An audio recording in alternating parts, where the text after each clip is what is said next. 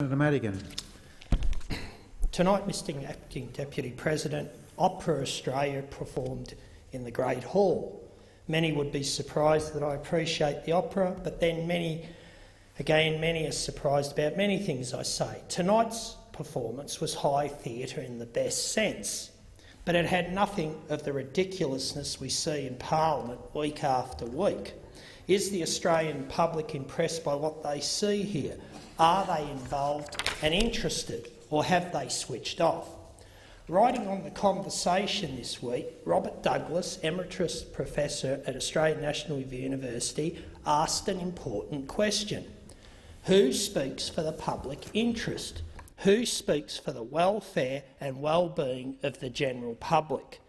Clearly, it's not the Parliament, according to Professor Douglas. He said grassroots common sense and decency lie at the heart of two growing movements to reassert the voice of the people in the management of our local and national affairs. He said kitchen table conversations and community organising could perhaps help to reinvigorate Australian democracy. Professor Douglas decries the influence of lobby groups. He says for various reasons politicians listen to them. And certainly my Canberra diary is full of back-to-back meetings with lobby groups. But who speaks for the future welfare and well-being of our children? And where are the grassroots common sense and decency he talks about? Professor Douglas says we need to restore the balance to the political equation. Tonight, I would like to focus on matters of national importance. It has been 3 months since the Treasurer handed down his budget. Supposedly, there has been 3 months of negotiation. It has been 3 months of tit-for-tat between the opposition and the government. But what about the real issues, Mr Acting Deputy President? What about the matters that impact on Australian families and workers? What about the issues that impact on rural and regional communities and small businesses? What about the issues that impact on Australian manufacturing and our agricultural sector? What about Australia's fuel security? Those of us old enough to remember petrol strikes will recall hundreds of Australians queuing up to put fuel in their cars. Just last year we ran out of diesel. What about the sell-off of our farms to overseas interests? And not least of all, what about the unfair state of our housing market? But first things first, our manufacturing sector provides 9% of all jobs. It contributes 9% to Australia's GDP. With a national gas crisis looming, Manufacturing Australia, yes, admittedly a lobby group, anticipates that we could lose 200,000 jobs. That's $28 billion of economic value that could be wiped out if the government does not act. Natural gas makes up 15 to 40% of the cost basis for a range of products.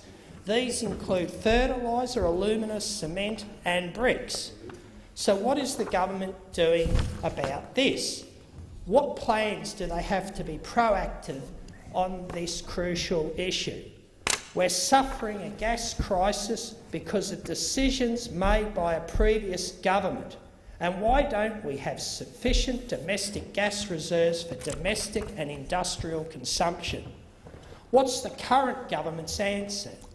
Fracking? Shale gas? In short, everyone is getting fracked. The environment, our farming communities, manufacturers, the car industry, the list goes on. The government crows about getting rid of the carbon tax. They might eventually do something about the RET. Meanwhile, unemployed Australians will have to apply for 40 jobs a month. And where are the jobs? My Fair Trade Workers' Rights Bill 2013 was introduced on the 20th of June last year.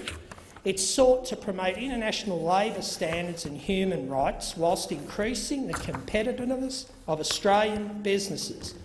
7 days later I put up the Fair Trade Australian Standards Bill. The bill was last debated on the 5th of December. Senator Edwards had this to say about the bill.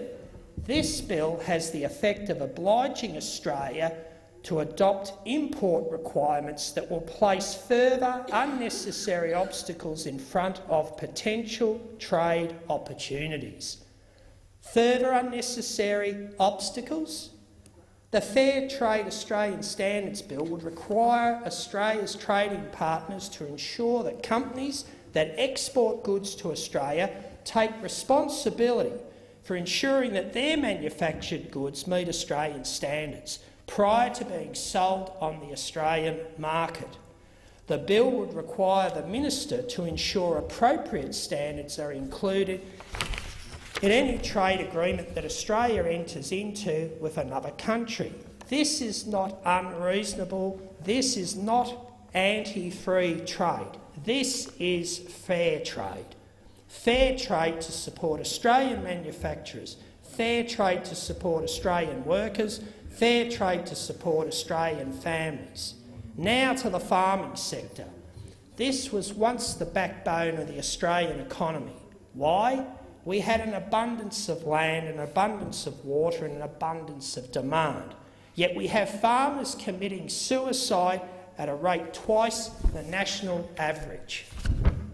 This is a complex issue. In my home state of Victoria, I've seen firsthand the stress and anguish banks impose on our farmers. I've seen the predatory behaviour of the finance and legal sectors intent on raping our farmers. Last year, Senator Xenophon and I introduced the Australian Reconstruction and Development Board Bill.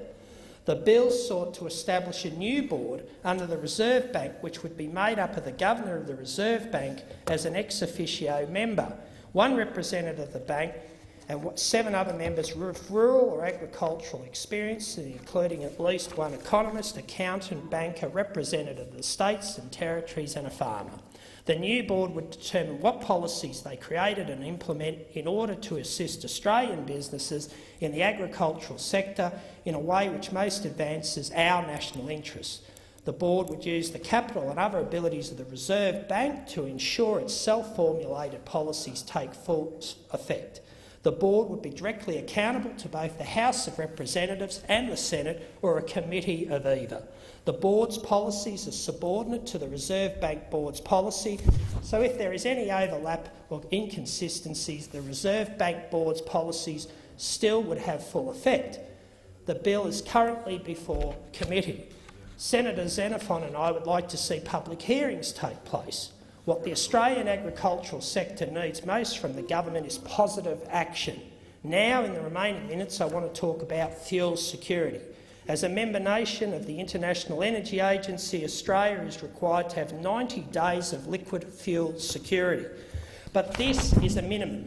The UK has 268 days, Korea has 222 days and the United States has 174 days. Even Luxembourg, with a population of 500,000 people, has 94 days.